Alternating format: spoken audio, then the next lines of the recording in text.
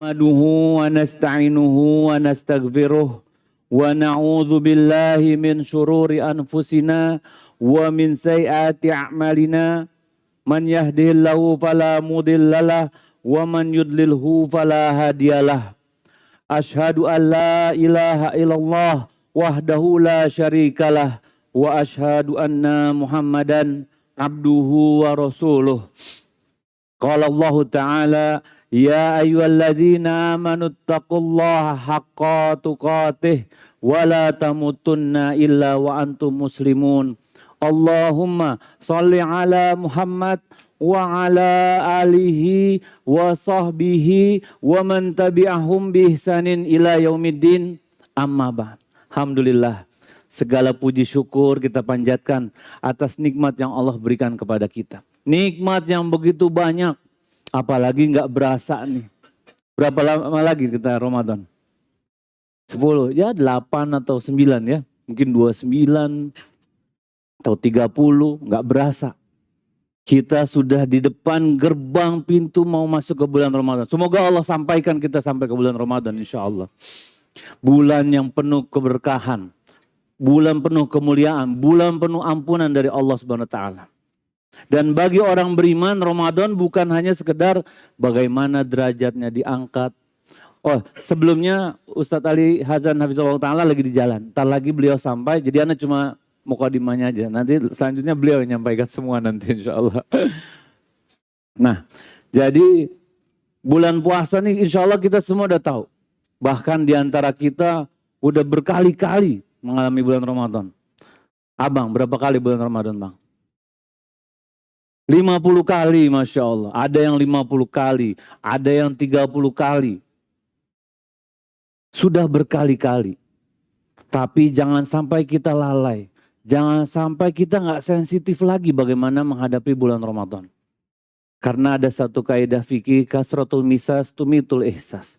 Seringnya berinteraksi menghilangkan sensitivitas. Contohnya gini, kalau ada seseorang yang sudah nabung, katakanlah supir ojol, nabung 10 tahun mau umroh bang. Ketika dia masuk Masjidil Haram pakai kain ihram, lihat Ka'bah gimana tuh? Waduh, nangis, gemeter. Bang, ayo tawaf, tar dulu, anak mau di sini dulu katanya dia. Kakinya gemeter, bingung. Selama ini cuma lihat di sejadah. Terus ada orang yang kedua, mutawif. Tiap 3 hari pulang bimbing ke situ. Gimana kalau dia lihat Ka'bah? Bagaimana? Biasa. Jangan sampai kita memperlakukan bulan Ramadan seperti itu. Biasa, udah berkali-kali. Kita harus berusaha menyiapkan bekal terbaik. Harus bikin diri kita sensitif tuh. Doktrin diri kita. Ini bisa jadi Ramadan terakhir kita. Bangun lagi sensitivitasnya. Karena Ramadan ini bulan yang langka. Bulan yang khusus diberikan kepada umat Rasulullah SAW. Karena umur kita di sini. Amru mati baina sitin wa sab'in. Umur umatku kata Rasulullah SAW antara 60 dan 70. Bandingkan dengan umat-umat sebelumnya. Nabi Nuh berdakwah berapa lama Pak? 950. Kita di sini ada yang sampai 900 umurnya. Oh semacam-macam Bang. Skincare udah gak mempan tuh. Kapur baru saja colesin terus. Nah di situ ada bulan Ramadan. Manfaatin benar-benar. Karena kita akan rugi. Dan biasanya kalau bulan Ramadan mau datang apa persiapan kita? Apa yang kita isi? Kulkas. Ibu-ibu biasanya kulkas tuh. Cabai naik start. Daging. Ketupat udah siapin, masih lama. Bahkan ada yang, itu yang isi kulkas. Ana lain start. Ana udah nyiapin mushaf, ana mau baca. Minimal targetnya ODOJ. Apa ODOJ? One day one juice. Ada lagi yang niat ana mau sedekah start. Ada yang udah nyiapin di 2000 nih, buat 30 hari. 2000-an siapin. 60.000 sebulan. Nggak apa-apa daripada nggak sama sekali ya kan. Tapi kalau lebih besar kan tentu lebih baik. Ada lagi yang udah nyiapin nanti ana mau buka puasa di sana, buka puasa di sini. Nanti ngambil makanan buka di situ, ngambil sahur di sana. Pokoknya sebulan belas gratis dan terjamin. Kita ada yang perbaikan isi kulkas, ada yang perbaikan gizi. Tapi kadang kita lupa, ada satu yang paling penting. Perbaikan hati kita. Ini kenapa hati yang menjadi pusat perbaikan kita? Karena hati adalah pusat kendali seluruh amal kita. Karena hati ini ibarat kemudi nih, yang nyetir kapal nih. Semangat boleh besar, tapi kalau hatinya salah, selesai kita. Dan hati kita adalah penentu arah ibadah kita. Bagaimana kita menjalani kehidupan kita. Rasulullah SAW pernah mengatakan, ala wa inna fil jasadi mudghah. Sesungguhnya di dalam hati, di dalam tubuh seseorang ada mudghah. Segumpal daging. Iza solahat solahal jasadu kulluh. Jika segumpal daging ini, kalau kita hati itu apa, liver ya. Padahal yang dimaksud sebenarnya jantung. Jika segumpal daging ini baik, baik seluruh badannya. Wa iza fasadat, jika rusak yang segumpal ini, rusak semua. Jadi zohir kita itu cerminan hati kita sebenarnya. Dan kita di sini belajar bukan dalam bab menghakimi orang lain. Dalam rangka muhasabah, memperbaiki diri kita. Bukan kita lihat ada orang tatoan, pasti dia sesat nih. Enggak boleh. Kita bab memperbaiki diri kita. Jadi segumpal daging ini, kalau baik-baik semua. Dan kalau hati yang rusak, bermasalah, akan sulit menjalani bulan Ramadan dengan kesempurnaannya. Berusaha semaksimal mungkin, sulit. Mau sholat tambahan, misalnya mau sholat rawatib, mau sholat tarawih katakan. Berat. Karena hatinya udah keburu terpincut dengan dunia. Afwan, Anda nggak bisa ikut sholat tarawih. Kenapa? Anda udah ada bookingan buka puasa dari bulan lalu, Tat. Bulan lalu udah ada bookingan bulan puasa. Soalnya kalau pas bulan puasa baru ada jadwal, keburu penuh. Antum dapat jadwal tanggal 25 Ramadan nih kayaknya nih. Akhirnya sibuk dengan perkara dunia. Kesana kemari. Padahal siangnya, malamnya kita harus maksimalin. Oleh karena itu kita harus tahu tuh. Bagaimana kita memperbaiki hati kita. Allah katakan dalam surat Al-Baqarah ayat 183. Ya ayyuhalladzina amanu. Ini para bapak-bapak tahu nih kalau udah mau sholat Jumat terakhir ya. Biasanya khutbah Jumat ini nih ayatnya nih. Kutiba alaikumusiyam kama kutiba alal ladzina min qablikum la'allakum tattaqun.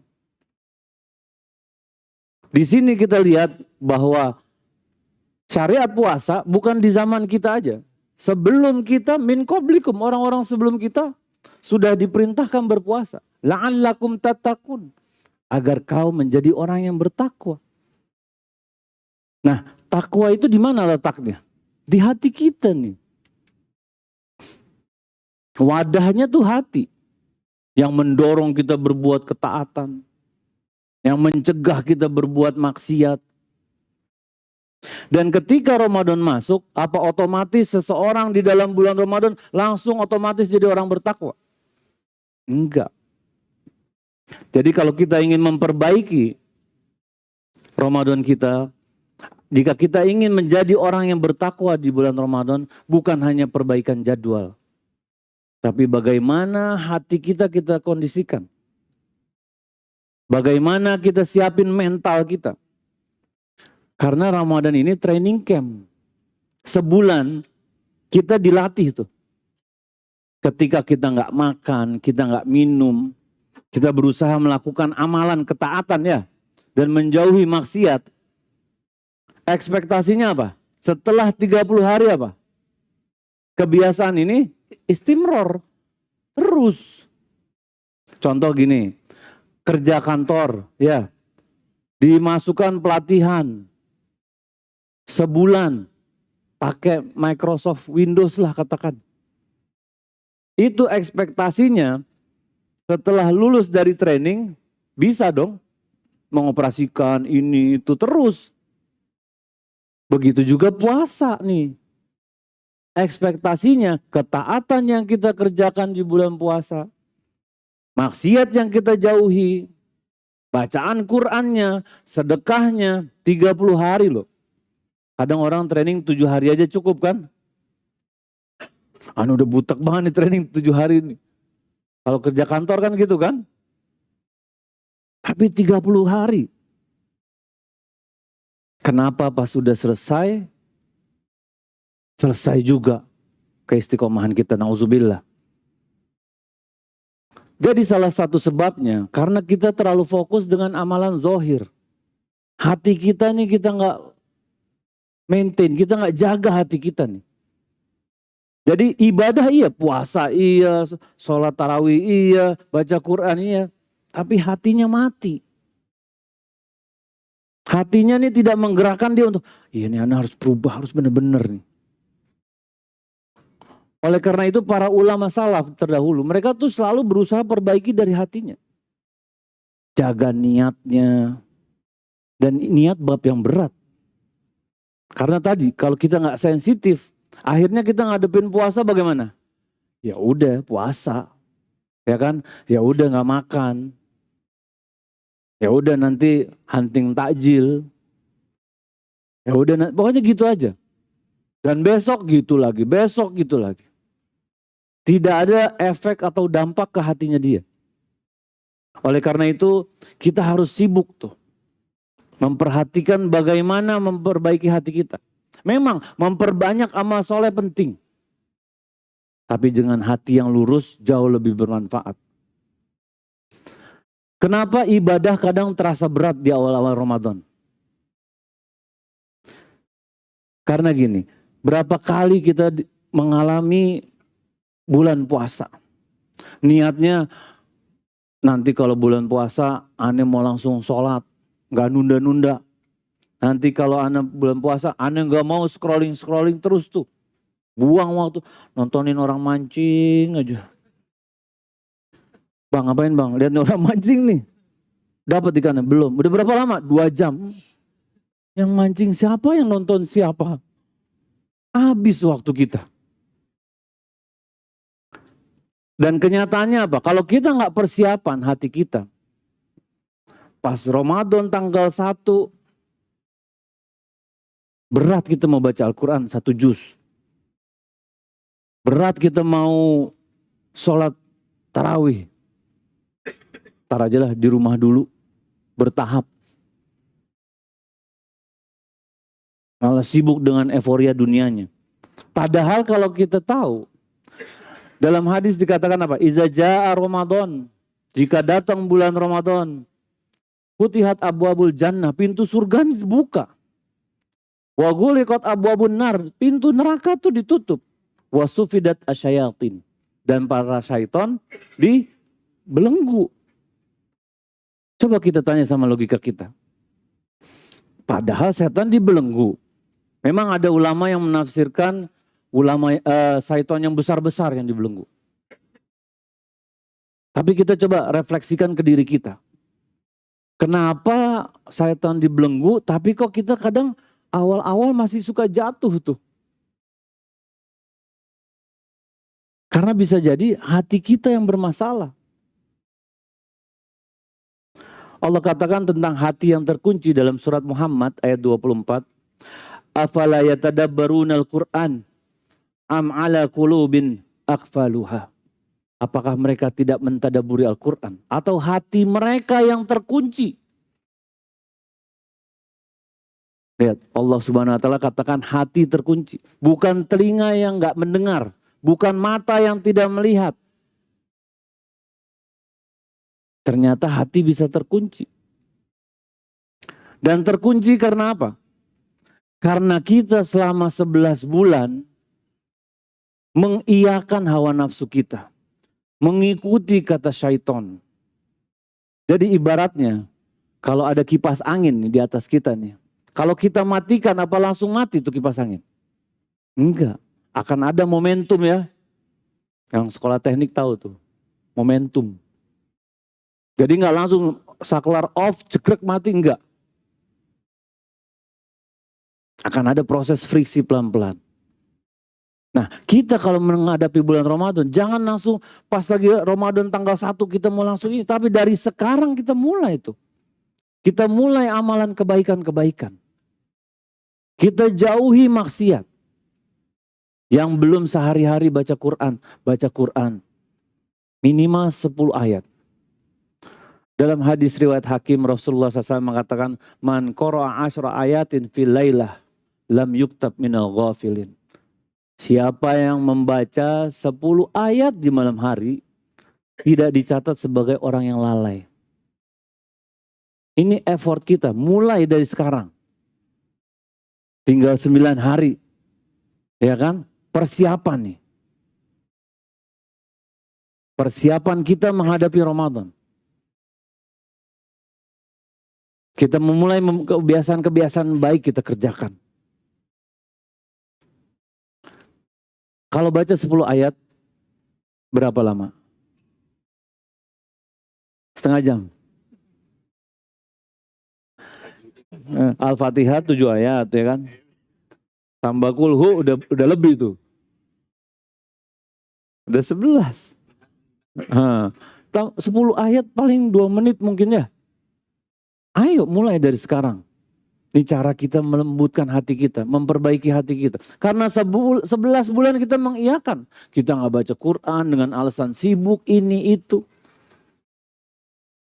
Sekarang nih waktunya.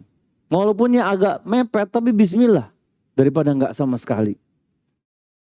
Kita mulai. Yang masih sholat sunnahnya, masih sunnah rawatibnya belum dikerjakan, bismillah mulai sekarang. Yang suka nunda-nunda sholat, kalau katakan masih 9 hari, masih ada 45 waktu sholat. Kita ikhtiarkan untuk sholat, azan dengar kita ke masjid. Kita ikhtiarkan. Dengan ekspektasi apa? Ketika bulan Ramadan tiba, kita udah bismillah. Dan ini juga salah satu bentuk mengkondisikan hati kita. Dan berusaha menghilangkan dosa-dosa. Karena dosa ini pengotor hati kita. Dalam hadis dikatakan innal abda idza aznaba, jika seseorang berbuat dosa, kanat nuqtatun sauda fi qalbihi, ada satu titik hitam di hatinya. Katakanlah ini gelas nih, botol. Ada satu tetes hitam. Wa in naza wastaghfara suqila qalbu. Kalau emang ini jadi bersih kalau dia istighfar. Kalau dia bertobat, jadi bening. Wa in zadat zada. Kalau bertambah terus, lama-lama jadi hitam pekat nih. Dan akhirnya nggak bisa bedain mana kebaikan, mana keburukan. Kecuali apa-apa yang dikasih tahu sama hawa nafsunya. Begitulah hati kita. Bahkan ini mencerminkan ayat Al-Quran. Kala barona ala kulubihim. Ada seperti sumbat yang ngunci hatinya tuh. Karena apa? Karena terus dosa dan dosa yang terus dikerjakan. Nah, bulan Ramadan nih kesempatan kita. Jadi jangan nyalahin hidayah belum datang, Ustaz. Kita harus mengkondisikan jiwa kita untuk jemput hidayah. Kita harus jadi wadah untuk memudahkan hidayah ini masuk. Karena kadang-kadang orang gitu ya, habis belum ada hidayahnya Ustaz, anak gini-gini aja. Yang disalahkan hidayah. Dianya nggak memposisikan untuk menjadi orang yang lebih taat. Jadi hati yang rusak itu, rusaknya bukan langsung tiba-tiba. Tapi setitik, maksiat ini, maksiat itu, terus dikerjakan. Nah kalau hati yang sudah hitam, ketika bulan puasa, berat. Jadi mulai sekarang, sebagai persiapan kita menyambut bulan Ramadan juga, banyak kita beristighfar. Memohon ampun kepada Allah. Istighfar bisa di mana-mana ya kan?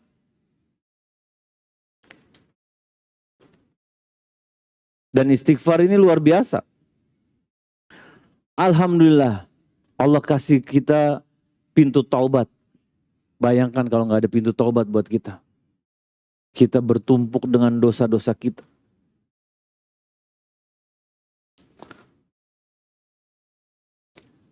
Dan Rasulullah SAW, manusia yang maksum, bebas dari dosa, masih beristighfar sehari berapa kali?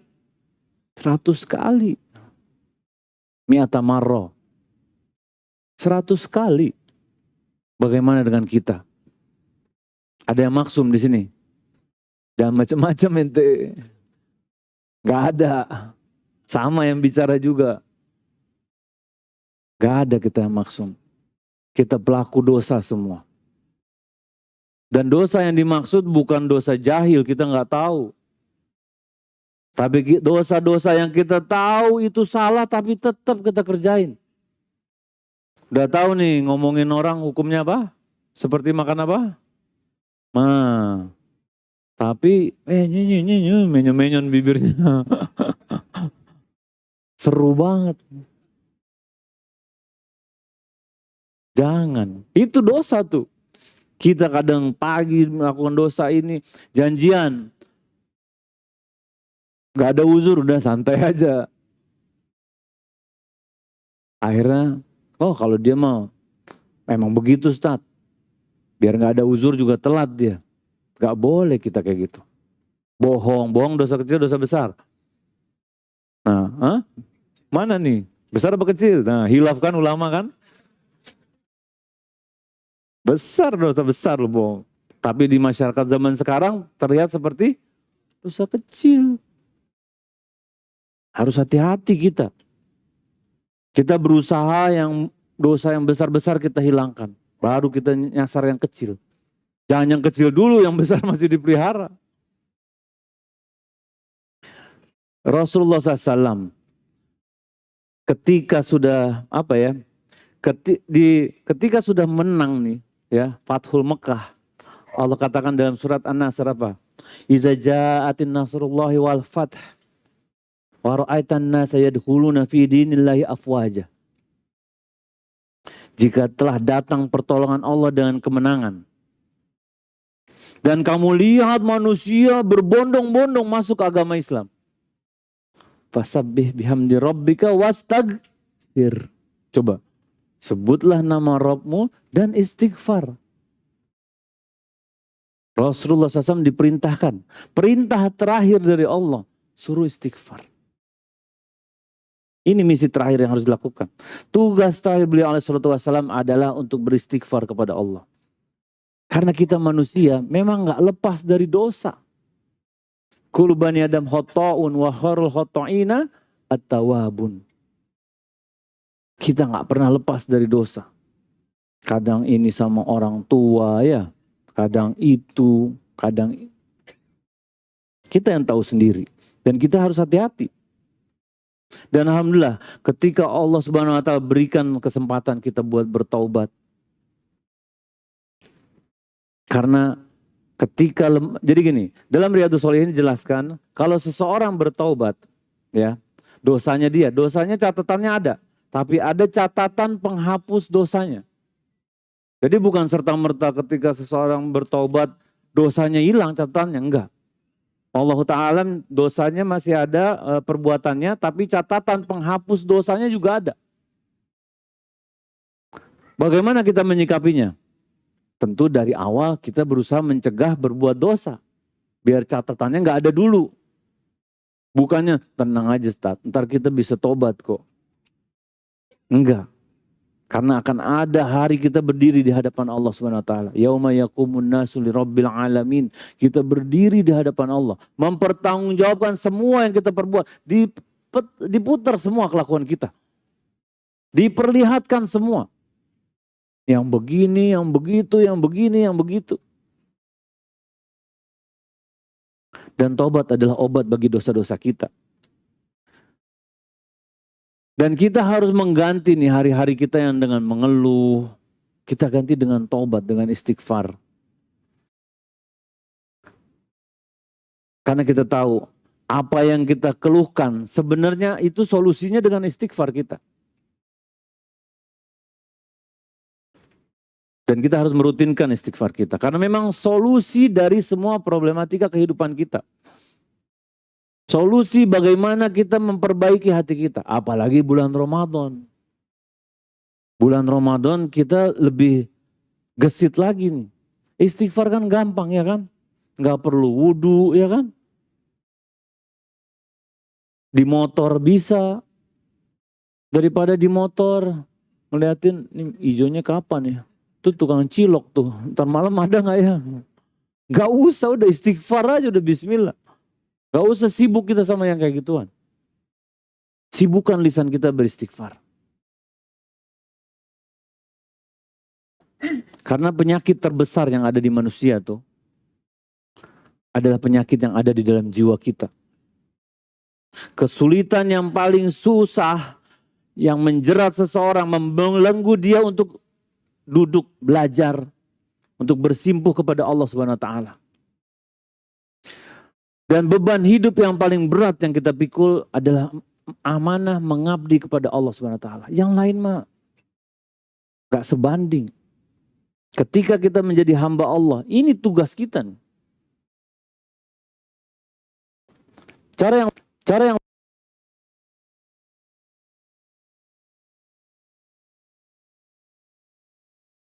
dosa kita dengan amal soleh.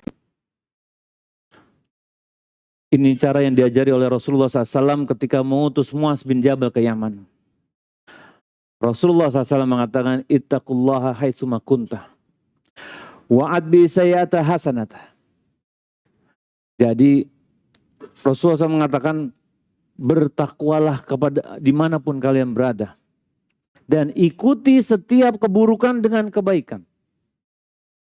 Karena kebaikan akan menghapus kesalahan-kesalahan kita, dosa-dosa kita. Jadi kalau kita habis berbuat dosa nih, cari apa kebaikan yang bisa aku lakukan. Sedekah, bismillah sedekah. Nolong orang. Dan jangan pernah remehkan kebaikan apapun yang kita kerjakan. Kita nggak pernah tahu amal soleh mana yang tentu dengan rahmat Allah, atas izin Allah menjadikan kita masuk ke dalam surga Allah. Tentu kita berdoa minta di Jannatul A'la bersama Rasulullah SAW. Tapi kalau misalnya kita dihisap, kita kan minta masuk surga langsung kan?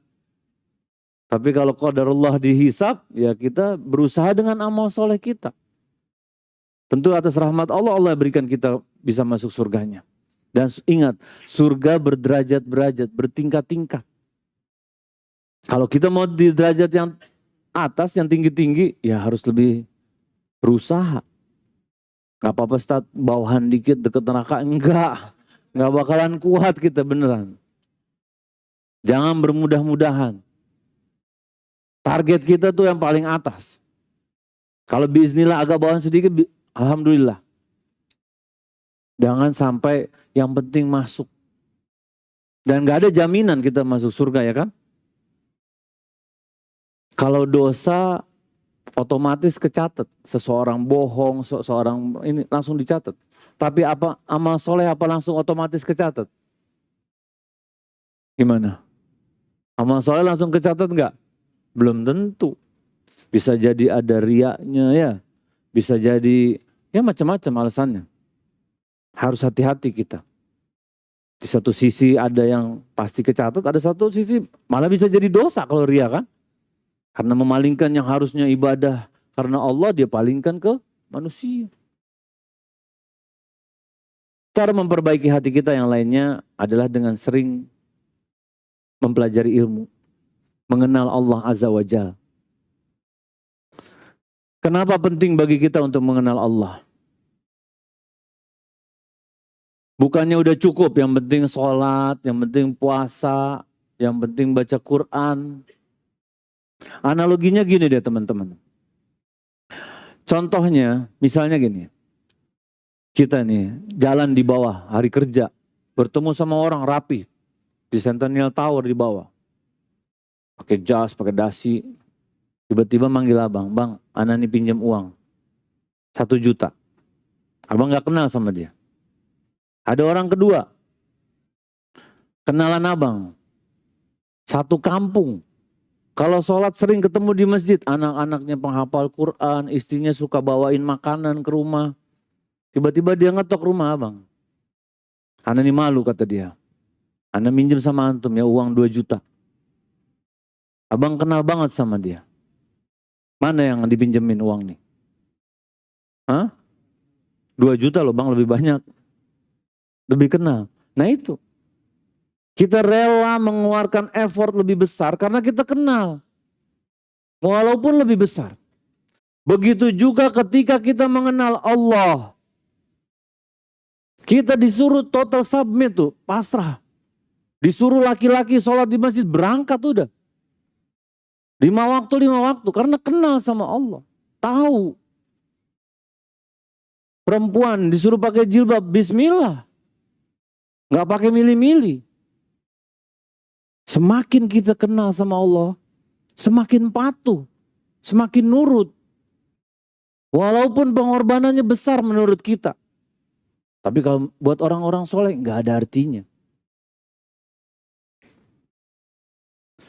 Karena kita kenal. Dan bagaimana kita bisa mengenal Allah Subhanahu wa taala? Kalau bukan dengan duduk di majelis ilmu seperti ini. Apa cukup dengan sholat kita? Dengan puasa kita? Baca Quran kita? Sholat, tadi kunci taruh mana ya? Ada kayaknya tuh masuk rumah. Mikirin nyari kunci coba. Puasa, banyakkan tidurnya daripada baca Qurannya. Ya kan? Asik asar. Ngabuburit di mana kita? Gas gitu dia. Baca Quran. Auzubillahi minasyaitonir. Ini jam mati ya? Lama banget kayaknya katanya. Jam disalahin. Tapi coba scroll HP. Waduh. Terus sampai kapalan tunjuk itu. Amalan mana yang mau kita banggakan? Ruhnya tuh nggak dapat gitu loh. Kalau kita beribadah tapi kita nggak kenal sama Allah. Karena maaf, kadang kita lahir Islamnya sebagai Islam keturunan. Dan kita nggak nyalahkan orang tua kita juga. Kita tahu sholat, puasa nggak dikasih tahu tuh.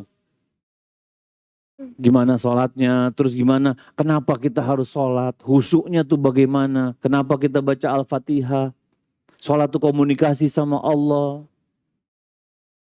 Itunya nggak dapat. Tapi bukan berarti salah orang tua kita. Memang kita suruh belajar lagi. Iqra, perintah pertama suruh baca. Belajar. Orang mau jadi pejabat aja belajar ya. Nih, training sini, training sana. Bikin jurnal ilmiah, ini itu. Aneh nih, nggak bisa bawa pesawat. Ada pesawat depan, ikut sama aneh mau nggak? Hah? Ya paling meninggalin deh. Gak mau. Padahal ilmu dunia tuh cuma bawa pesawat. Kalau ente orang soleh insya Allah masuk surga nanti. Tapi kok kita bisa pede buat masuk pulang ke akhiratnya Allah. Dengan ilmu yang ala kadarnya. Sholat kita yang pakai buku kotak-kotak itu bang. Ingat bang? Tahu gak yang orang berdiri sama orang ruku. Belajar sholat.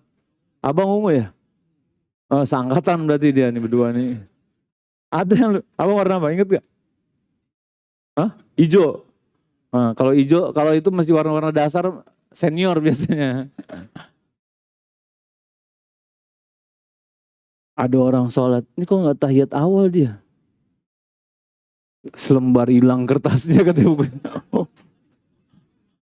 Kepotong, sobekin sama temennya. Gawat ya kan? Jadi kita belajar tuh, kok kita pede pakai ilmu zaman dulu kita bawa sampai meninggal. Ana bukan menghukumi buku itu salah, bukan. Tapi rugi kita kalau nggak diupdate gitu loh. Di-upgrade ilmunya. Tahu mana yang sunnah, mana yang wajib, mana yang rukun, mana yang syarat, ya kan? Ini baru bahas sholat kita. Puasa juga gitu. Dan banyak lagi yang lainnya. Namun yang paling penting tadi hati kita. Dan dengan kita duduk di sini, kita mengenal Allah Subhanahu wa taala, kita tahu. Makin kita nggak sabar gitu loh mau puasa nih. mau berusaha mempersembahkan yang terbaik. Jadi jangan tidak hadir di kajian ilmu. Hadir. Karena dengan ilmu kita tahu cara ibadah yang benar. Apalagi yang orang-orang hijrah ya. Ada sohib ana ketika dia hijrah dia bilang, ana senengnya belajar. Ana rasanya kayak mu'alaf kata dia. Karena sholat selama ini salah terus ana.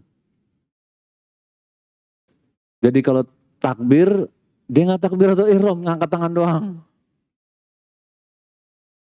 Kalau imamnya baca jahar, dia ikut baca.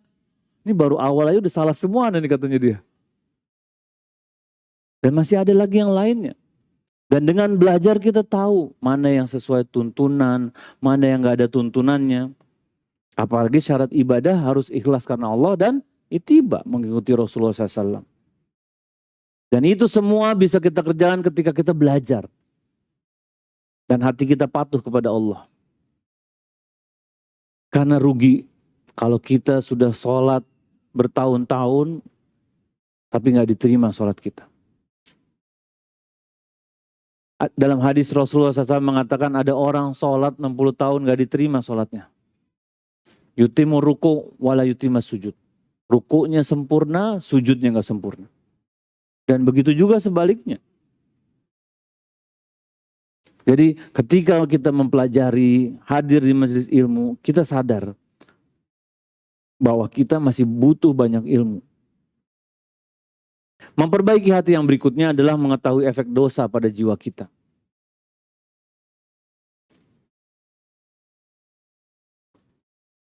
Ketika dosa terus kita tumpuk, kita harus sadar bahwa ini akan membelenggu hati kita. Jangan entar aja start. Kalau udah banyakan dikit baru tobat. Gak ada jaminan kita bakalan hidup selamanya. Iya kan? Kan kadang ada yang gitu kan. Entar aja lah tobatnya. Gak apa-apa kok. Dan alangkah ruginya kita kalau kita gak mendapatkan pintu taubat itu. Setiap melakukan kesalahan taubat. Minta ampun sama Allah Subhanahu wa ta'ala. Cara mensucikan hati kita yang berikutnya adalah memperbaiki hati kita. Kita harus bersyukur kepada Allah atas nikmat ketaatan yang Allah berikan kepada kita. Hadirnya kita di sini. Apa karena kita punya waktu luang? Lumayan Ustaz, istri lagi di rumah mertua. Jadi bisa kajian kita. Emang biasanya gak boleh kajian? Gak boleh Ustaz, sama istri gak boleh kajian. Abang takut? Enggak takut Ustaz. Cuma istri lebih berani aja. Ada juga dia. Kita harus bersyukur nih. Ini benar-benar murni hidayah dari Allah ketika kita bisa hadir di sini. Bisa belajar sama-sama. Kita bersyukur, kita doain nih pengurus DKM sini, panitia Savana, semua yang terlibat dalam acara ini, Allah berikan kemudahan dalam hidupnya. Allah jadikan orang-orang istiqomah. Jangan selalu kalau doa kita aja. Pentingin diri kita sendiri aja. Doain semua. Karena ketaatan ini nikmat yang gak dirasakan semua orang. Ya kan? Kita bisa duduk di sini, bisa kenal sama teman-teman yang lain. Bisa tahu jadwal kajian, ketemu banyak asatidzah, Masya Allah.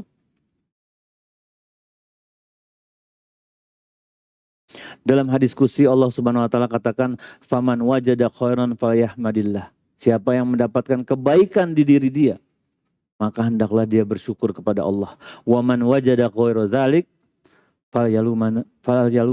falyalumanna ila nafsahu. Maka dia harus balikan lagi ke diri dia tuh.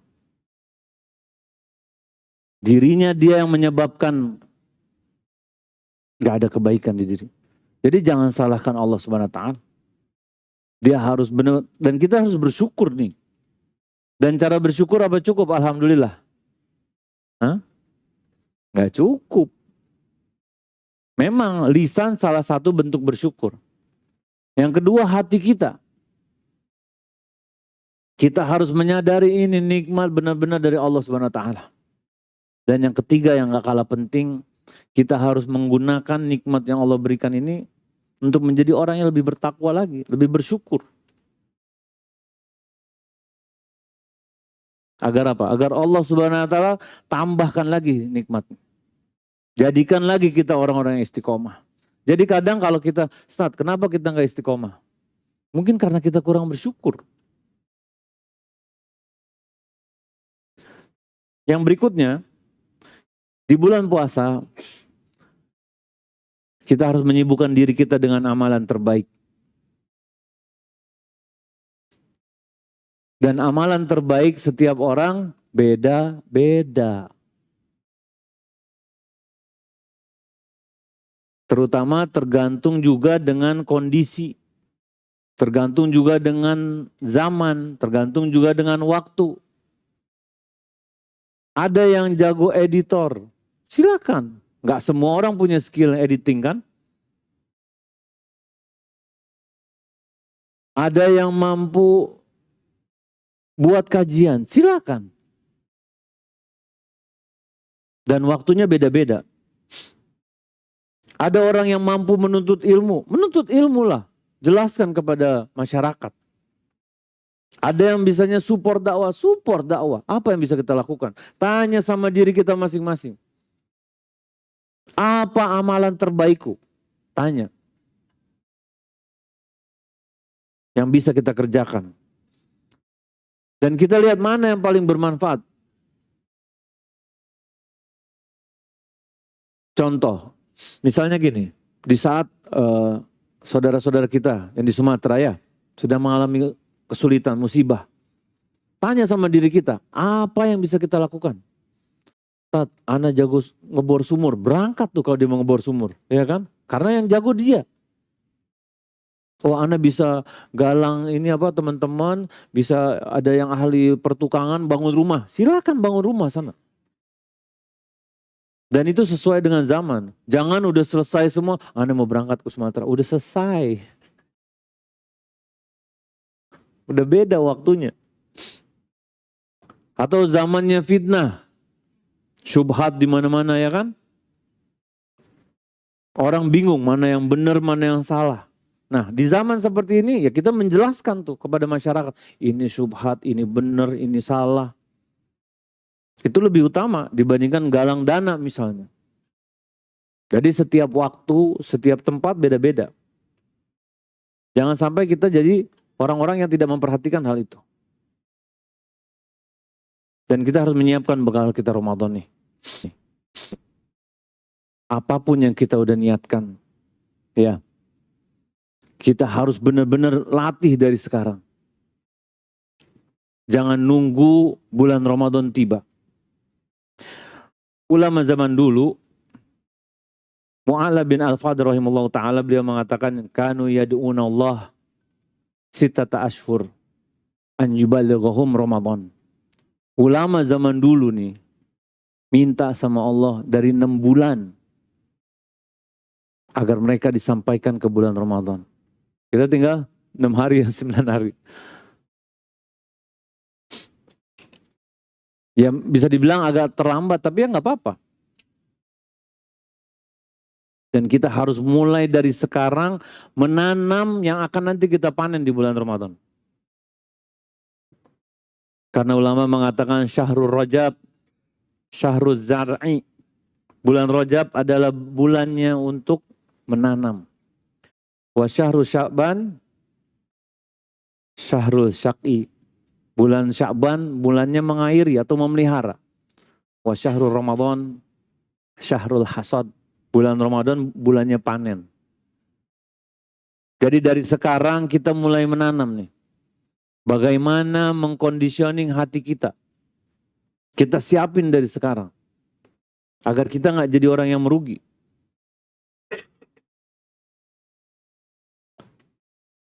Ustaz tadi kan?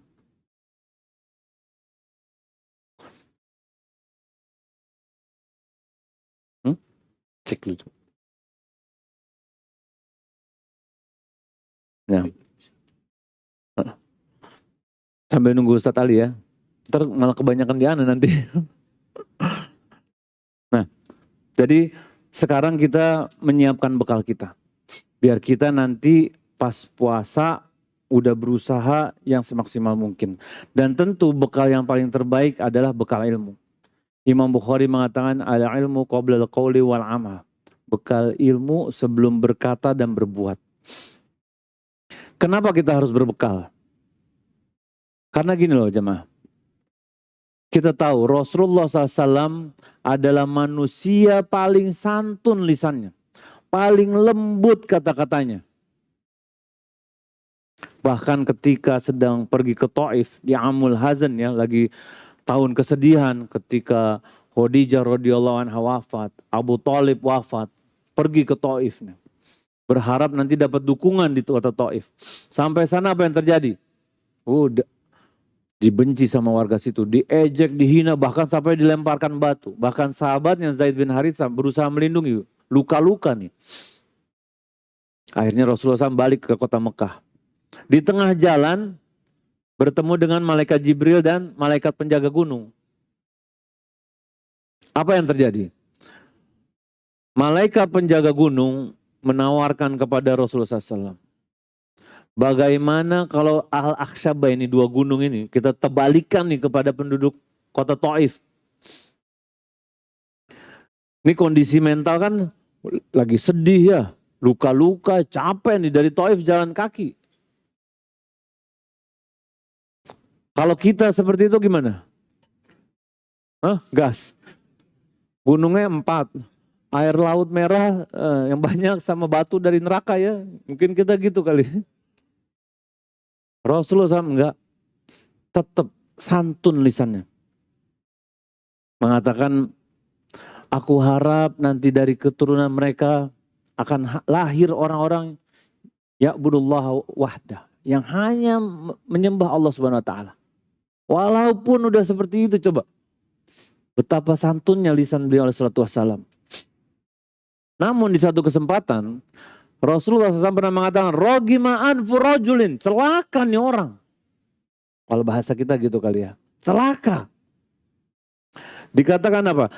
Dakhala alaihi Ramadan, sumang salaho, qabla an yughfar lahu. Dia masuk, dia tiba bulan Ramadan, kemudian bulan Ramadan lewat begitu saja tanpa diampuni dosa-dosanya. Dikatakan orang yang celaka. Karena bulan Ramadan ini bulan perbaikan diri kita. Bulan pengampunan. Dan ketika bulan Ramadan tiba, persiapan diri kita, ya, balik lagi ke hati kita tuh harus bisa kita kondisikan dari sekarang. Benar-benar dari sekarang. Contoh gini deh, ada orang seorang gak pernah lari, tiba-tiba ada maraton daftar. Kira-kira gimana bang? Bisa gak dia lari tuh? Dirawat? Bisa, habis itu belok tukang mendoan. Gak bisa, kita bicara 42 kilo nih. Seperti dari sini ke Ancol bolak-balik. Nah kalau di Ramadan kita ingin top performance, pengen maksimal, dari sekarang kita latih. Kita dorong hati kita. Kita perbaiki hati kita. Dan ibadah harus dengan ilmu memang. Dengan mempelajari fikih puasa dari kemarin ya, mempelajari fikih puasa ya. Alhamdulillah. Kita jadi tahu mana hukum-hukumnya, apa hukumnya, rukunnya, syarat-syaratnya, sunnah-sunnahnya, mubahnya. Apalagi fikih puasa kontemporer, penting juga nih. Pakai koyo, pakai salon pas, batal nggak puasanya? Enggak, koyo cabe? Cabe loh bang, pedes loh nih. Enggak lah, iya kan? Nah itu kan kita harus belajar. Suntik vitamin C batal nggak? Batal. Karena zaman sekarang banyak pakai patch diet, tau nggak? Yang salon pas. Nah kita harus paham tuh. Tanya sama ustadz-ustadz. Jangan tanya mana, tanya ustadz yang lain. Biar kita paham. Mungkin itu ya yang bisa disampaikan pada pertemuan kali ini. Silakan bagi yang mau bertanya sambil menunggu Ustadz Ali Hasan Bawajir Hafizullah Ta'ala insyaallah. Alhamdulillah, jazakumullah khair, barakallahu fiik Ustaz. Yang mau bertanya bisa ditulis ya dan disampaikan ke panitia nanti pertanyaannya. Ini alhamdulillah udah ada 2 pertanyaan ini Ustaz. Ini yang satu mengenai istri yang suka mengeluhkan ibadah suami Ustaz. Karena di bulan biasa sama bulan Ramadan ibadah suami sama aja. Gak ada perubahan, gak ada peningkatan. Terus kalau istri ngasih masukan ke suami katanya suka dibilang sok suci katanya. Oh, subhanallah. Masyaallah. Nah gimana itu Ustaz? Apakah istrinya diem aja gak usah ngingetin atau gimana? Ya dalam kehidupan ujian kita beda-beda ya. Ada yang ujiannya suami, ada yang ujiannya istri, ada ujiannya kesehatan, materi, ada yang ujiannya semua. Iya ada bang, tangan Anda semuanya Ustaz. Oh gitu ya Pak ya, iya. Nah ketika menikah, seorang suami bertugas untuk menjadi seorang suami yang bertakwa. Seorang istri bertugas menjadi seorang istri yang bertakwa. Ketika dua-duanya bertakwa, Allah dekatkan hati mereka. Nah, ketika ada seperti ini, tanya dulu nikah apa alasannya? Ya kan? Kadang kalau udah ada permasalahan baru cerita nih. Kenapa dulu nikah? Apa karena ketakwaannya? Apa karena materinya? Apa karena bucin? Ya kan? Dulu bucin Ustaz, ya her. Sekarang perbaiki. Terus jadi orang yang bertakwa. Berusaha jadi orang yang bertakwa yang bisa mewarnai. Allah katakan wa min ayatihi an khalaqalakum min anfusikum azwaja litaskunu ilaiha. Allah ciptakan dari golongan kalian. Jadi ya sebenarnya istri sama suami ya sifatnya nggak beda-beda sebenarnya kan. Nah, di situ kita saling mengisi tuh. Gimana kita bisa saling support. Dan istri yang baik adalah istri yang bisa mendukung suaminya untuk bertakwa kepada Allah. Dan kita sebagai seorang suami, ketika kita dinasehati ada yang kurang, terima. Ya. Kita kan manusia, pasti buat salah kan. Kadang ada futurnya, kadang ada malesnya, kadang futur sama males, sama aja. Jadi kalau suami istri yang baik itu bisa saling support tuh. Gandengan tangan, ayo datang ke kajian, saling nasehatin, dengerin tahsin suaminya atau istrinya, setoran hadis, kan cakep begitu. Dan itu yang diharapkan. Kalau istri yang seperti ini mengalami, sabar, doain istrinya. Doain suaminya. Minta sama Allah kemudahan. Ingetin baik-baik. Kadang kita nih, para suami sebenarnya mudah ya bang ya. Kita tuh mudah sebenarnya. Dikasih senyum ya kan. Dibikinin americano sambil cengar-cengir. Kita juga iya. Ya harus perbaikin. Kalau digas kita nggak bakal mau. Kita kan laki-laki ada egonya nih. Kepala keluarga. Arijalu qawwamuna 'alan nisa. Ada uang belanja sebulan 500.000 dan harganya kayak paling. Kalau kita ngaku pemimpin, kita harus bisa ngajak istri ketakwaan juga. Jangan malah istri yang mimpin kita. Terbalik nih namanya. Nah saya buat istrinya doain suaminya. Sabar. Jangan jadi korban pernikahan versi TikTok. Ngelihat di TikTok begini, bang, lihat nih bang, nggak kayak gini bang.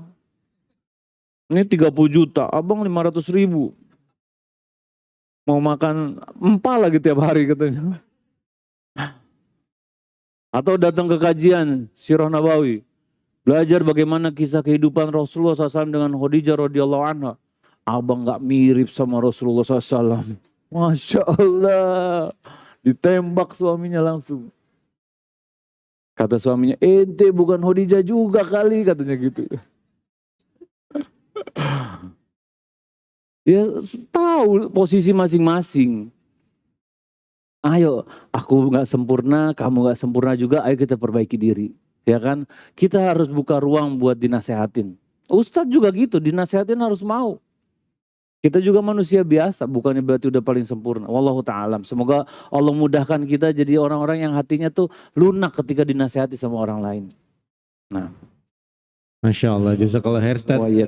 Ini ada pertanyaan lagi. Afwan Ustaz, ini saya punya teman saya ini rajin banget datang kajian Ustaz. Tapi akhlaknya masih kurang. Jadi masih suka gibah. Terus kalau misalkan aurat itu ketutup, nggak full gitu Ustaz, masih ada yang kebuka. Nah itu gimana Ustaz ya? Apa ilmunya nggak bermanfaat? Masya Allah. Pertama kita belajar untuk memperbaiki diri ya, bukan buat menghakimi orang lain. Di saat kita menghakimi orang lain, di situ kita udah bisa mulai terperosok. Yang pertama, kalau kita sayang, amar ma'ruf nahi mungkar kan wajib. Tapi ya ada levelnya. Mana kita lihat kondisi kita. Kalau kita bisa dengan kekuatan, misalnya contohnya anak kita, ya kan?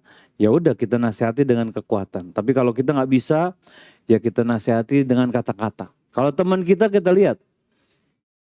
Dan tentu nasihatin dengan hikmah kan. Bukannya digas kan. Nah kalau ente ngaji kemana-mana akhlak nggak beres katanya. Galak banget kan. Enggak lah. Memang kan tadi dikatakan. Dan buah ini aksaru mayudhilul jannah. Dalam hadis dikatakan kama qala Rasulullah SAW, taqwallah wa husnul khuluq. Dua hal yang paling banyak memasukkan seseorang ke dalam surga adalah bertakwa kepada Allah dan akhlak yang baik. Dan akhlak baik ini nggak mesti kita udah hafal Quran, udah hafal Sahih Bukhari, baru kita berakhlak baik. Enggak. Tapi dari ketika kita hadir di kajian, seharusnya ilmu ini menundukkan hati kita. Membuat kita makin takut. Innama yashallaha min ibadil ulama. Sesungguhnya orang-orang yang paling takut sama Allah, ulama, orang alim. Ulama ini jamaah dari alim. Alim itu berilmu, punya ilmu. Bukan berarti harus ulama dulu nih baru harus takut sama Allah. Bukan. Duduknya di majelis ilmu kita harus luruskan niat kita untuk apa. Dan buah dari ilmu itu akhlak. Seharusnya kita makin berakhlak. Karena kadang ya gitu. Syaitan ketika tidak bisa menggoda kita, ketika kita sering hadir di kajian tauhid, belajar tahu mana takwa, mana syirik, mana bukan. Di situ kita mulai, syaitan akan goda dari pintu yang lain. Syaitan akan goda kita dari pintu akhlak. Dibilang, jangan sampai dia Ustaz. Beda pengajian kita, subhanallah. Panitia kajian, ribut satu sama lain. Akhirnya apa? Akhirnya bentrok, pecah. Dan ini bahaya. Bahkan Rasulullah SAW mengatakan apa? Senyummu pada wajah saudaramu apa? Sedekah. Nah ketika kita udah ngaji nih, kita harus lebih banyak senyum sama orang lain. Tapi jangan cengar-cengir sendiri ya. Diangkut ente ntar.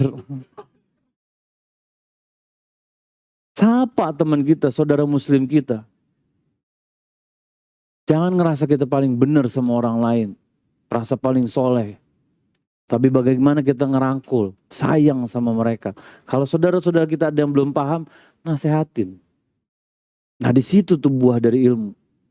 Ilmu itu harusnya menundukkan hati kita. Bukan menjadikan kita, ini nih, kita begini nih, baru teori. Ya kan?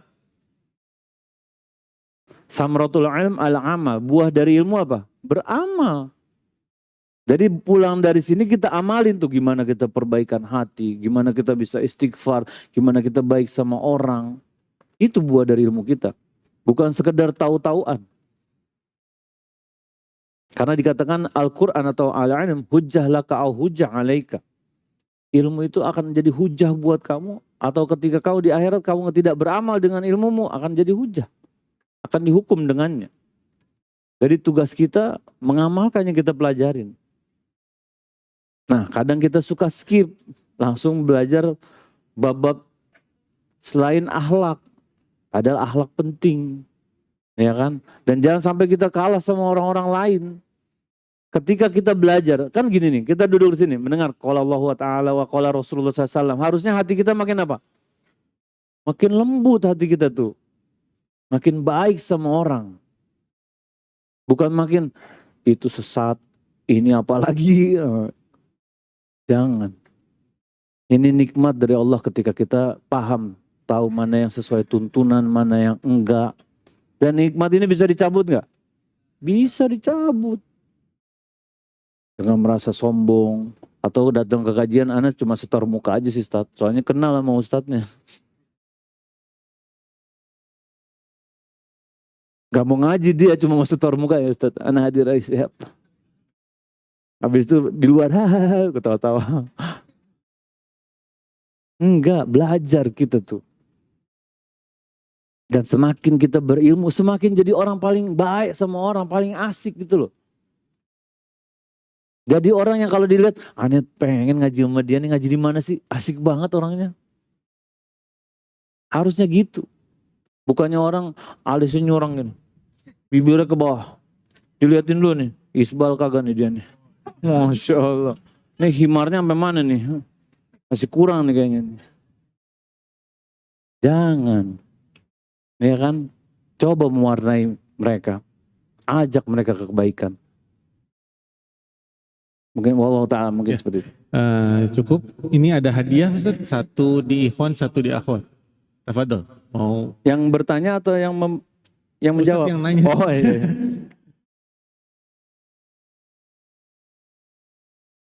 Oh Masya Allah. Alhamdulillah.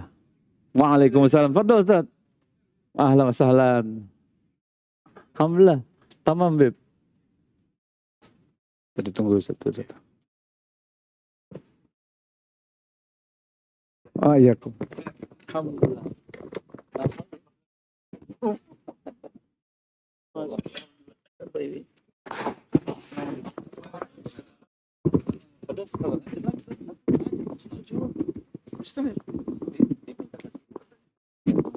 Oh Zen, antum yang ngasih pertanyaan.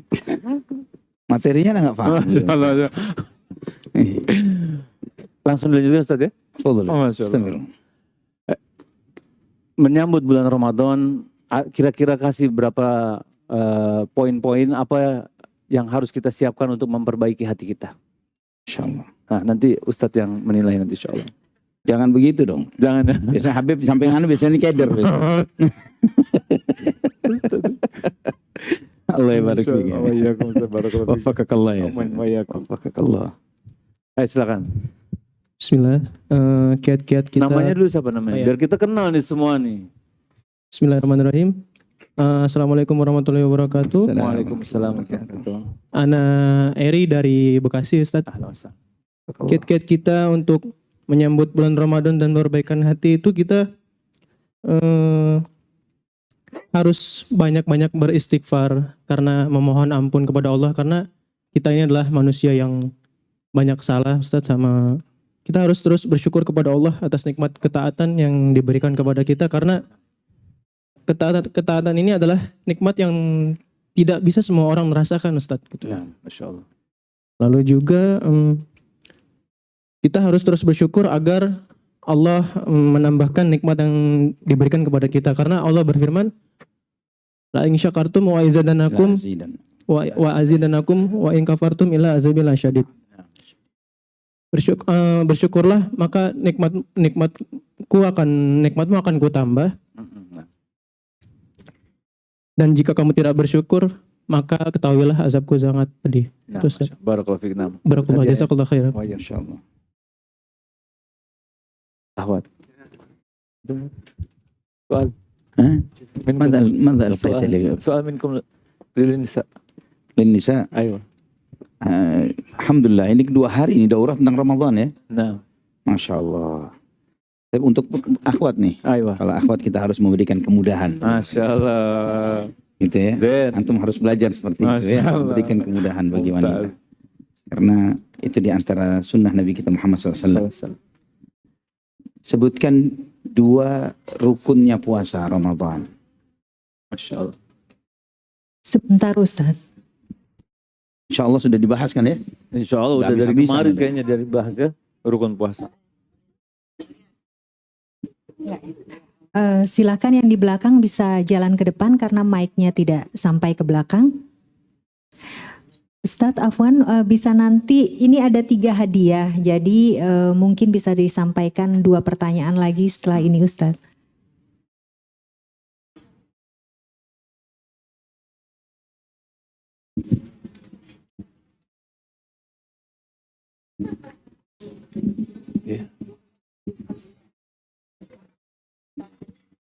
Bismillahirrahmanirrahim.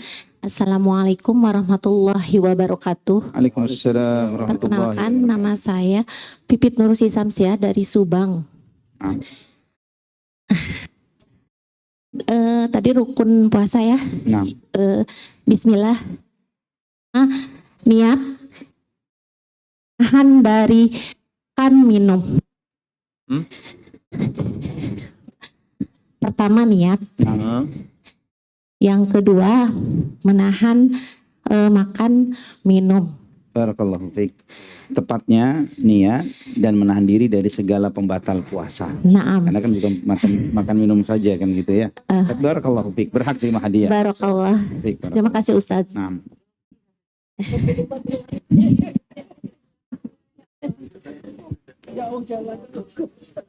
Izin Ustaz.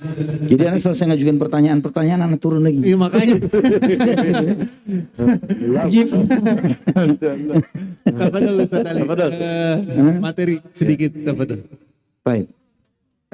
Ikhwah fillah rahimani wa rahimakumullah. Bismillahirrahmanirrahim. Alhamdulillahirabbil alamin wassalatu wassalamu ala asyrafil anbiya'i wal mursalin.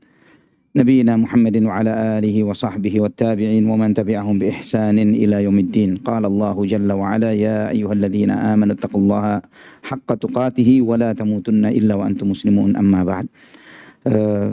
Sedikit tambahan tausiah. Khalas, kalau sudah Habib yang ngasih tausiah, Ustadz nebeng saja. Ya. Terbalik. Gitu. Ikhwah fillah rahimani wa rahimakumullah. Bagaimana tema terkait dengan puasa dan perbaikan hati. Yang perlu kita tangkap ikhwah fillah, bahwa ibadah Ramadan itu lebih besar ibadah hatinya ketimbang ibadah fisiknya. Antum tahu bahwa kalau sebagian fuqaha sudah menyebutkan bahwa ibadah fisik diantaranya adalah puasa Ramadan. Karena dia tidak makan, tidak minum, menahan diri dari syahwat dari terbitnya fajar sampai terbenamnya matahari. Tapi di luar itu semuanya jauh lebih besar dari itu, bahwa ibadah puasa Ramadan lebih kepada ibadah hati ketimbang ibadah fisik. Kenapa?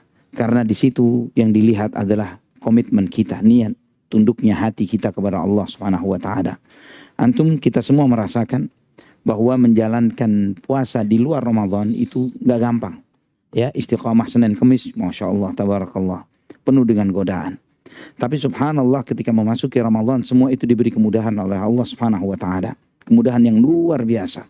Dan ini diantara mukjizat, ya, diantara kebenaran kenabian Nabi Muhammad sallallahu alaihi wasallam, yaitu bagaimana Nabi SAW menyebutkan bahwa ketika memasuki tanggal 1 Ramadan, setan-setan dibelenggu. Antum merasakan begitu kuatnya motivasi ibadah yang tidak antum merasakan di luar bulan Ramadan. Dan kemudian, ikhwah fillah rahimani wa rahimakumullah, antum merasakan, kita sendiri merasakan bahwa bagaimana hati kita untuk tunduk kepada Allah Subhanahu wa taala Rabbul Alamin. Tunduk kepada Rabbul Alamin di bulan Ramadan, bahwa kita ini diajari oleh Allah Subhanahu wa taala. Kita semua hidup butuh makan, butuh minum. Tanpa makan dan minum mati.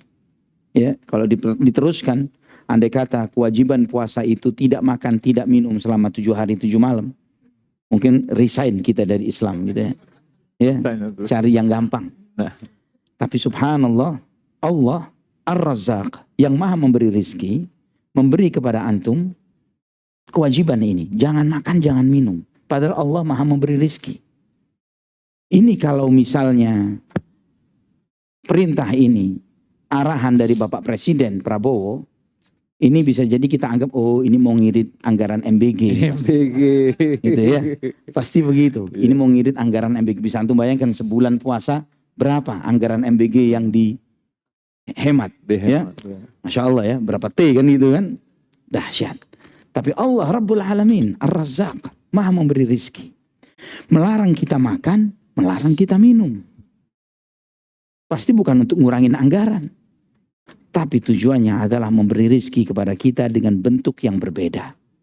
Rizki yang wujudnya berbeda. Yaitu untuk menyampaikan pesan. Wahai manusia, antum ini bukan cuma raga saja yang harus dicukupi. Tapi ada jiwa yang harus dikasih makan. Jiwa ini butuh makan. Jiwa ini butuh dikonsumsi, dikasih kecukupan. Kan sebagaimana raga itu jika kurang konsumsi akan lemah dan sakit dan bisa mati. Raga seperti itu, jiwa pun demikian. Ketika tidak diberi makan akan memberikan kelemahan, sakit dan bisa mati. Dan makanannya jiwa ini ibadah. Puasa diantaranya. Antum merasakan ketenangan ketika ibadah puasa. Antum merasakan gampangnya.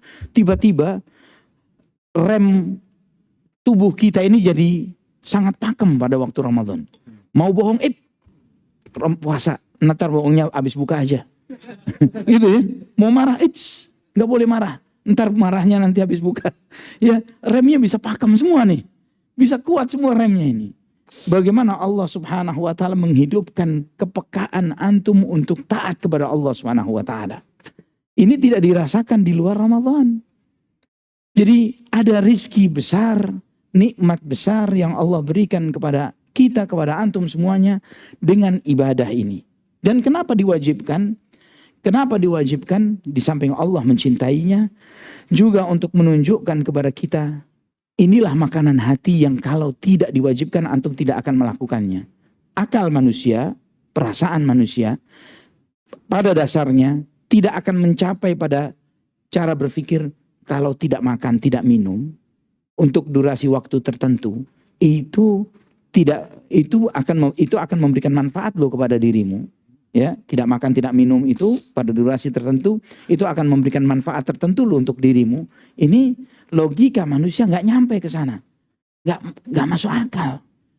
Sakit nih orang, lapar diturutin, haus diikutin. Harusnya kalau lapar makan, haus minum. Ini malah dinikmatin lapar dan hausnya. Karena memang logika manusia, akal manusia yang sangat bodoh, yang sangat sederhana ini tidak paham itu.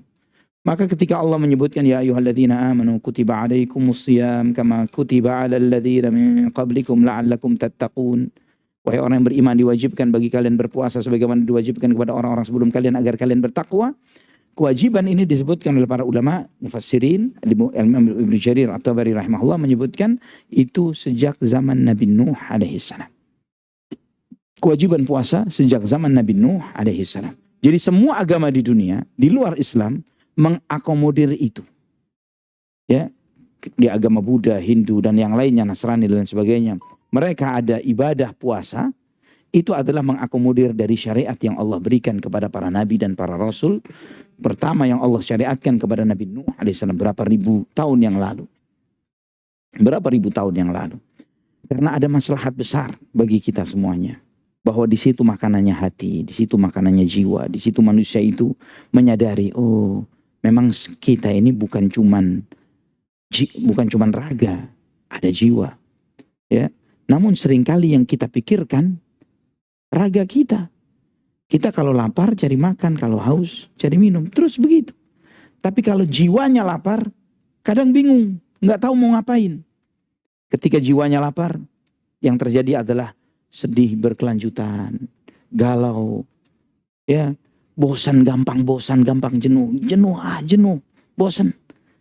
Ya, terus tidak tahu mau ngapain, tidak tahu apa yang harus dilakukan. Ini masalah yang terjadi pada banyak kejiwaan kita karena kita tidak sadar bahwa jiwanya sedang lapar. Lapar, nggak dikasih makan, tidak disuruh ibadah. Dan di situ Allah menyampaikan pesan kepada antum juga kepada kita. Bagaimana kita yang butuh makan dan minum, kalau tidak makan dan tidak minum itu berkelanjutan, akan menyebabkan kita mati bahkan. Tapi di sini Allah mengajarkan antum ini butuh makan dan minum loh. Dan bisa antum tahan gak makan gak minum karena siapa? Karena Allah. Bisa antum tahan. Antum ini hidup gak butuh dosa. Kenapa gak bisa nahan untuk tidak melakukan dosa? Kita bisa nahan diri dari makan dan minum. Padahal kita butuh makan minum. Kita bisa stop. Jangan makan, jangan minum. lillah, karena Allah. Harusnya untuk dosa pun jauh lebih mampu kita. Karena kita nggak butuh dosa untuk hidup. Ya, nggak ada orang yang gara-gara nggak berbuat dosa satu hari meriang semua badannya, harus minum tolak angin gitu misalnya. Ya, ada iklan di sini. Antum boleh minta nanti sponsor, panitia boleh minta sponsor sama Sido muncul nanti. Ya, nggak harus seperti itu. Tapi antum bisa melakukan ini, subhanallah. Bisa, kok bisa ya? Padahal anak butuh makan, butuh minum. Bisa anak nggak? Jadi kalau misalnya anak ini nggak nonton yang haram, nggak denger yang haram, tidak melakukan yang haram, menahan lisan, bisa. Dan tetap hidup. Nggak tiba-tiba langsung misalnya jadi buta sebelah gitu misalnya gara-gara nggak ngelihat yang haram. Tetap hidup. Bahkan lebih sehat lagi, Masya Allah, tabarakallah. Lebih memiliki kekuatan fisik yang lebih. Karena memang di antara anugerah sebagaimana yang Allah, sebagaimana disampaikan oleh Imam Ibnu Qayyim rahimahullah di dalam Ad-Da'u wad-Dawa, di antara nikmat dan keberkahan yang Allah berikan kepada hamba-hamba Allah yang saleh adalah Allah berikan kekuatan kepada mereka secara fisik untuk beribadah kepada Allah Subhanahu wa taala melebihi kekuatan orang-orang biasa. Ya. Antum melihat, antum sendiri menyadari kalau qiyamul lail di 10 hari terakhir Ramadan, berdiri sekian lama, ruku sekian lama, iktidal sekian lama, sujud sekian lama. Ini Masya Allah. Bahkan bagi sejumlah orang-orang tua, itu mereka begitu kuatnya untuk melakukan itu. Padahal mereka nggak pernah kelihatan di tempat gym. Yang muda-muda bisa sudah kesemutan 15 menit pertama. Iya. Tapi ketika melihat kakek-kakek di sebelahnya, nenek-nenek sebelahnya, nggak goyang sama sekali, dianya yang malu. Astagfirullah. Kalau anak yang resign mundur ini, iya, malu sama yang sebelah. Bisa begitu. Ini ikhwah fillah rahimani wa rahimakumullah. Antum melihat bahwa puasa ini banyak pesan dari Allah kepada kita terkait dengan ibadah-ibadah hati. Ya, ibadah-ibadah hati ini jauh lebih hidup. Ikhlas. Ya, ibadah antum nggak bisa pamer puasa antum ke orang. Anak puasa nih, puasa. Nggak bisa. Apa yang mau dipamerin puasa? Nggak ada. Tidak ada nilainya ketika seseorang itu melakukan itu tanpa ikhlas karena Allah Subhanahu wa taala. Benar-benar ikhlas, muraqabah, perasaan selalu diawasi oleh Allah. Ya. Jadi dari situ antum tahu bagaimana Allah Subhanahu wa taala yang menyaksikan dan melihat antum puasa tidak atau benarnya, ini benar puasa atau tidak benarnya, antum merasa diawasi oleh Allah Subhanahu wa taala. Siapa yang puasanya benar, siapa yang ketika wudu ya kumurnya 3 kali yang keluar cuma 1. Yang 2 ketelan. Pakai es kelapa lagi. Boleh es kelapa. Ya, yang 2 ditelan lagi, Masya Allah. Ini Allah Subhanahu wa taala Maha tahu akan hal tersebut. Ya. Nah, ini ikhwah fillah rahimani wa rahimakumullah. Ibadah hati yang luar biasa, kepekaan kita. Bagaimana Allah memunculkan kepekaan hati seorang mukmin dengan puasanya. Dia peka terhadap saudaranya yang kekurangan. Dia bisa lebih care untuk sedekah, bisa lebih care untuk memberi. Subhanallah. Jika antum mau bertafakkur, memikirkan ibadah Ramadan, ibadah puasa Ramadan yang kita jalani ini, ternyata memang benar bahwa Allah Subhanahu wa taala itu menggembleng hati lebih ketimbang fisik kita. Targetnya puasa apa? La'allakum tattaqun, agar kalian bertakwa. Dan Nabi SAW menyebutkan at-taqwa hahuna, takwa itu di sini, takwa itu di sini. Untuk menggembleng ketakwaan. Dan apa targetnya? Apa tujuannya? Kenapa Allah Subhanahu wa taala mengharapkan antum ini menjadi orang bertakwa? Apa harapannya? Targetnya adalah sebagaimana Allah Subhanahu wa taala sampaikan di surat Ali Imran ayat 133, wasari'u ila maghfiratin min rabbikum wa jannatin 'arduha as-samawati wal ardu uiddat lil muttaqin. Bergegaslah kalian mengejar ampunan Tuhan kalian dan surga yang lebarnya selebar langit dan bumi yang disediakan bagi orang yang bertakwa.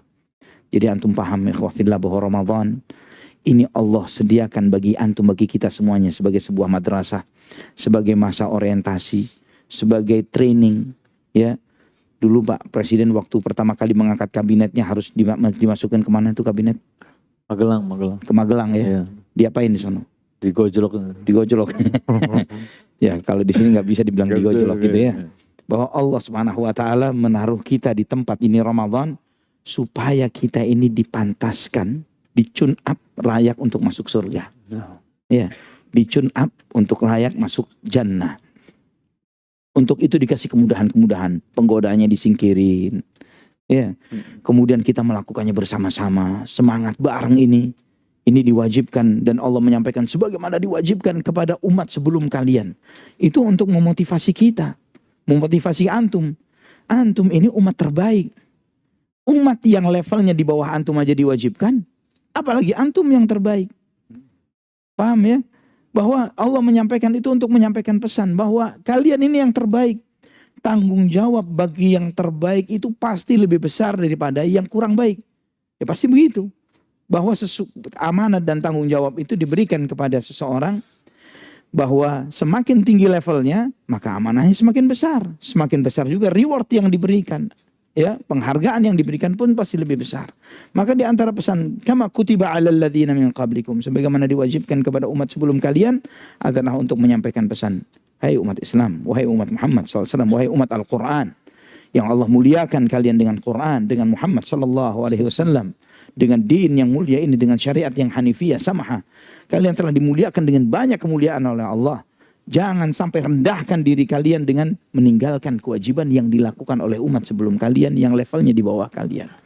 Dan itu juga menyampaikan pesan bahwa ketika umat sebelum kita meninggalkan suatu kewajiban dihukum oleh Allah Subhanahu wa taala padahal mereka lebih rendah levelnya dari kita, maka bagaimana dengan antum yang kita ini diberi kelebihan oleh Allah ketika menyanyiakan ibadah puasa Ramadan, pasti konsekuensinya jauh lebih besar karena kesalahan yang dilakukan oleh orang yang levelnya lebih tinggi beda dengan kesalahan yang dilakukan oleh bawahan. Sepakat ya? Wallahu a'lam bishawab. Cukup ya, nambahin sedikit kan? Masya Allah. Masya Allah. Al-Baqiyat soal. Ada soal nih Ustaz. Jazakallahu khair. Barakallahu fiik. Baik, ini soal untuk Ustadz Ali.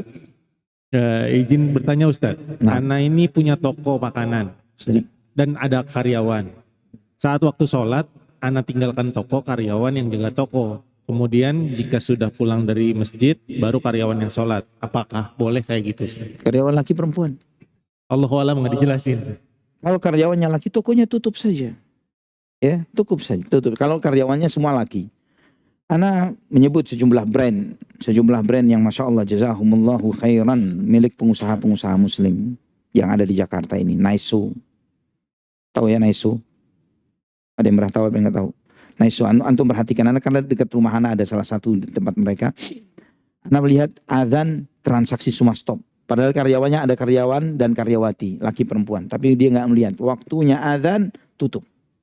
Ya, salah satu lagi brand yang Ana lihat tahu ya. Semoga Allah memperbanyak. Ana sebutkan seperti ini untuk menyampaikan kepada antum bahwa yang seperti ini tidak membuat mereka menjadi semakin surut, semakin kecil, semakin terpuruk. Ternyata mereka punya banyak cabang, ya. Dan mereka menggunakan prinsip azan tutup. Dan Ana nggak kenal dengan ownernya. Ya, ini bukan titipan omongan dari mereka, enggak. Ana nggak kenal dengan ownernya. Ya, titipan sponsor lah, maafi. Ya, karena Ana melihat, Masya Allah, luar biasa ini. Yang seperti ini jadi bahan provokasi Ana untuk memprovokasi antum semuanya. Karena Ustadz itu memprovokasi tugasnya. Ya, provokator kebaikan. Ya.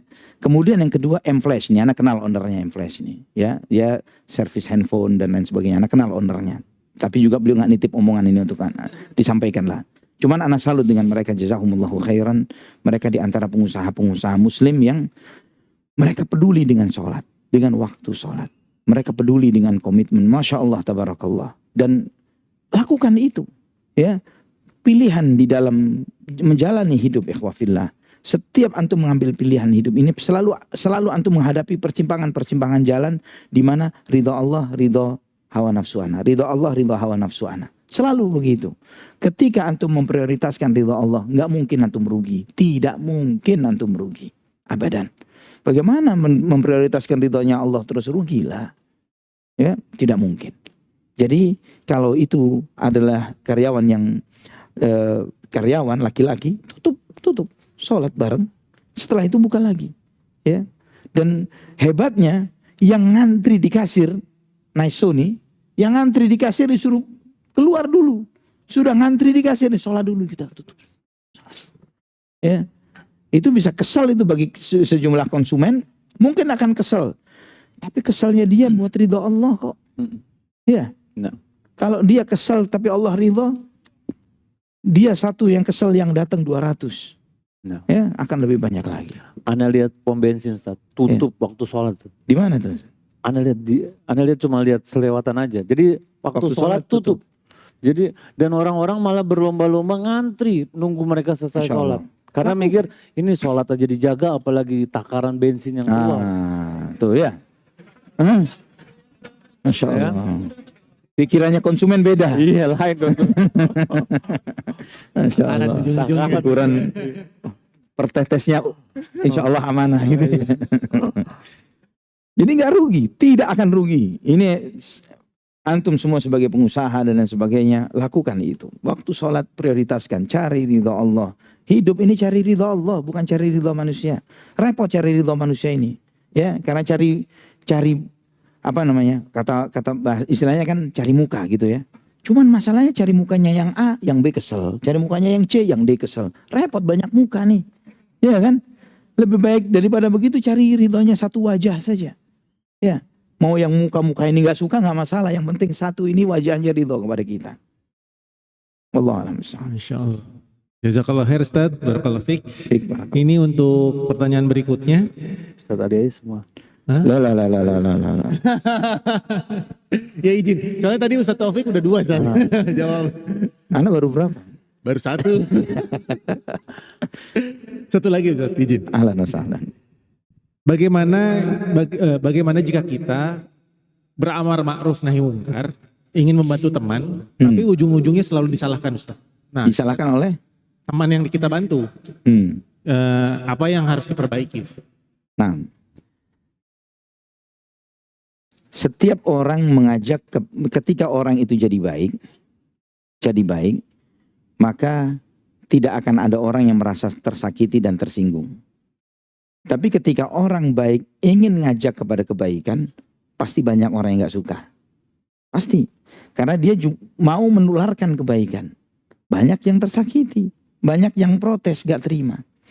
Ada sebuah perumpamaan yang luar biasa yang disampaikan oleh Nabi kita Muhammad SAW dalam hadis dalam Sahih Bukhari. Dan ana ada kajian rutin di masjid ini. Antum bisa lihat, bisa insya Allah di kajian terakhir ana di masjid ini membahas hadis tersebut.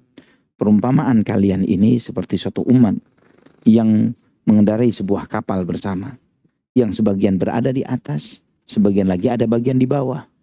Dan kemudian makanan, minuman itu selalu datang dari atas untuk orang-orang yang ada di bawah. Karena restorannya di atas nih, ya. Maka itu membuat yang di bawah ini kesel, merasa repot amat sih kita nunggu makanan dari atas, padahal kita lebih dekat dengan air nih. Harusnya kalau kita lobangin kapal ini, kita langsung bisa dapat air, nggak perlu nunggu dari atas. Kata orang itu. Ini hadis sahih Nabi SAW dalam Sahih Bukhari. Dan kemudian kata Nabi SAW, jika orang itu dibiarkan, maka dia tenggelam, dia binasakan dirinya dan membinasakan yang lain. Jika orang itu diselamatkan, dicegah perbuatannya, maka orang itu kita selamatkan dan kita menyelamatkan diri kita dan yang lain. Itu perumpamaan amar ma'ruf nahi munkar yang disebutkan oleh Nabi kita Muhammad SAW. Ibnu Nahas rahimahullah di dalam kitabnya Tanbighul Ghafilin, beliau menjelaskan dengan sangat rinci tentang hal ini. Di antara faedah yang beliau sampaikan, antum bisa lihat rekamannya di kajian ini, ada insyaallah ada rekamannya di Masjid Nur Salma Centennial Tower ini tentang pembahasan ana terhadap hadis itu. Karena detil fawaid yang ana sebutkan, di antaranya adalah begini. Kalau ada orang kesel, orang yang tidak terima karena kita ngingetin orang yang mau ngelobangin kapal. Pada hakikatnya orang ini, ya kita maklumi bahwa dia itu adalah orang jahil, orang bodoh. Kenapa?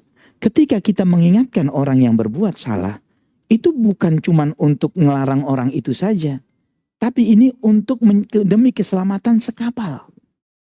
Ya, termasuk keselamatan orang yang tidak setuju karena kita nasihatin orang tersebut.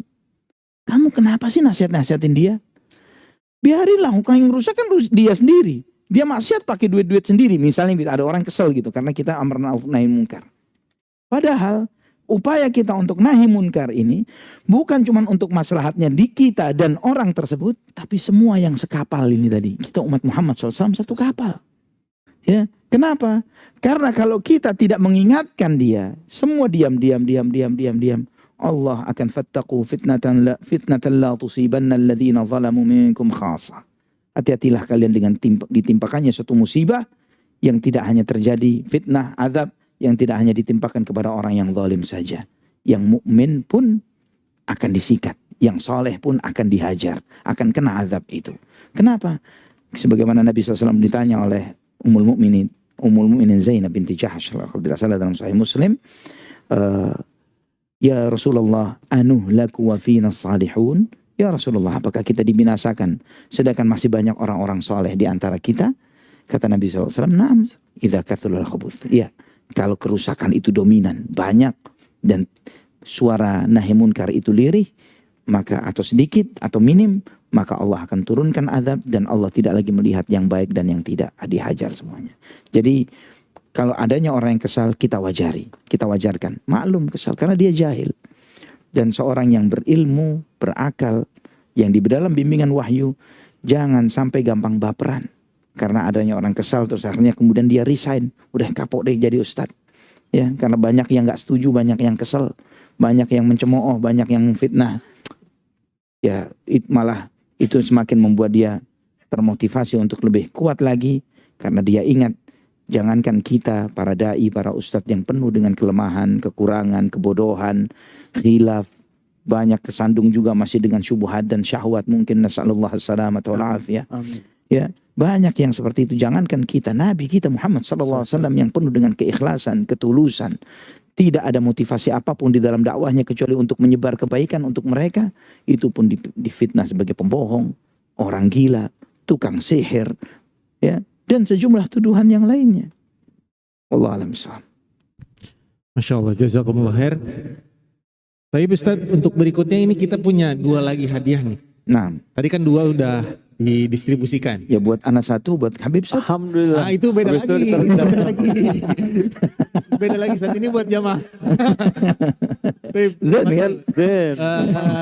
Ustaz Taufik dan Ustaz Ali, tafadhol memberikan pertanyaan. Fadhal Ustaz Taufik. 2 untuk Ikhwan, 2 untuk Khofat. Masya Allah. Mungkin pertanyaan sederhana aja. Kira-kira apa yang antum ingin lakukan berbeda di Ramadan ini dan harapkan bisa jadi realita nanti insya Allah di Ramadan akan tiba. Kira-kira apa? Biar bisa memotivasi teman-teman di sini bisa semangat lagi kita. Takutnya jawabannya berbeda tahun ini nggak puasa Ramadan. Zul.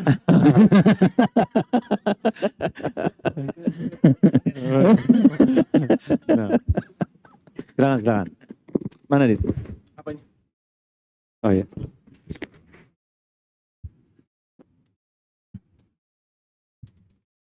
Bismillah, Assalamualaikum warahmatullahi wabarakatuh. Waalaikumsalam warahmatullahi wabarakatuh. Yang Anda harapkan bisa diterapkan di Ramadan kali ini adalah lebih mendalami lagi ilmu tafsir dari bacaan sholat. Karena salah satu highlight dari Ramadan ini adalah memperbanyak sholat ya. Jadi semoga ruhnya bisa lebih dalam dan bisa lebih menikmati sholat tersebut. Nah, Masya Allah, barakallah. Barakallahu fikum. Dipilih Ustaz, hadiah yang mau dikasih. Ustaz. Aneh yang milih. Paket make up mau nggak? Bukan. Nggak ada ya paket make up, nggak ada ya. Ini apa nih? Snack Ustaz. Oh, snack. Masya Allah. Fadhal. Masya Allah. Snack. Ya. Cookies duluan ya. Cookies. Buat Akhwat, Time. Ana lagi ya. Ana kasih jawab pertanyaan yang gampang lagi untuk akhwat ini. Masya Allah. Spesialis yang memberikan kemudahan. Ya, nah, Masya Allah. Ikhwan fillah rahimani wa rahimakumullah. Ini pertanyaan untuk akhwat. Barakallahu fikun. siapa yang pertama kali dari kaum muslimin yang menghidupkan kembali sunnah salat tarawih setelah Nabi SAW wafat? Ada Ustadz sebentar. Nah, yang menghidupkan kembali sunnah salat tarawih dengan berjamaah siapa? Sebentar Ustadz, akhwatnya sedang menuju ke mic karena keterbatasan sinyal. Nah, Sebentar. nah.